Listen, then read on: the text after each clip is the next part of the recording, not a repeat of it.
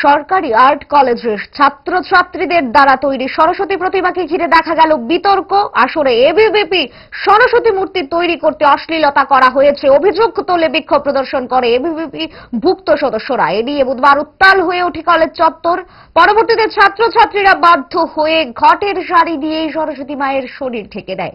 চলে আসে কলেজের অধ্যক্ষ অভিজিৎ ভট্টাচার্য। প্রথমে তিনি এই প্রতিমা তৈরির পক্ষেই বলতে থাকেন। তিনি সাফাই দেন, ভারতবর্ষের বিভিন্ন মন্দিরে যে শিল্পকলা আঁকা থাকে তাকে ফলো করেই বানানো হয়েছে এই মূর্তি। পরবর্তীতে তিনি স্বীকার করেন যে ভবিষ্যতে এরকম আর হবে না। না, যেটা হয়েছে সেটা আমি বলছি প্রথমে যেটা হয়েছে আমরা এই ধরনের কিছু ফলো করেছি এবং এটা আমরা সবাই দেখছি এরকম ধরনের আছে।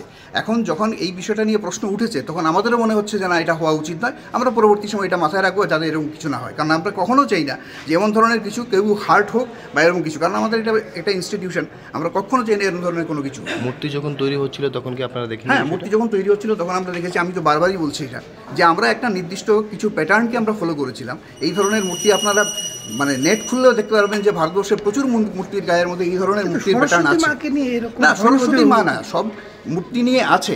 আমরা বলছি যে সেই প্যাটার্নটাকে আমরা ফলো করেছি, তো সেটা নিয়ে আমি কন্ট্রাডিকশনে যাচ্ছি না। আমি তো বলছি যে এখানে যেহেতু প্রশ্ন উঠেছে আমরা অবশ্যই সেই ব্যাপারটাকে মাথায় রাখছি এবং আমরা এটাকে বলছি যে না, আমরা তো সঙ্গে সঙ্গে দেখছেন এখন মূর্তি পূজা যেভাবে হচ্ছে সেটা আপনারা দেখুন কাইন্ডলি, এবং আপনারা দেখান দর্শককেও যে আমরা এইভাবে আমরা সঙ্গে সঙ্গে সেটা মেনে নিয়েছি। এবং আমরা এটা তো অখিল ভারতীয় বিদ্যার্থী পরিষদ আসার পরে একদমই এখন আমরা তো বলছি যে আমরা চাই না কেউ হার্ট হোক, এবং সেখানে আমরাও আজকে এখন মনে হচ্ছে তারা যখন বলছেন যে আমরা মনে হচ্ছে যে না, এটা ঠিক এবং আমাদের করা উচিত এবং আমরা এটা করেছি।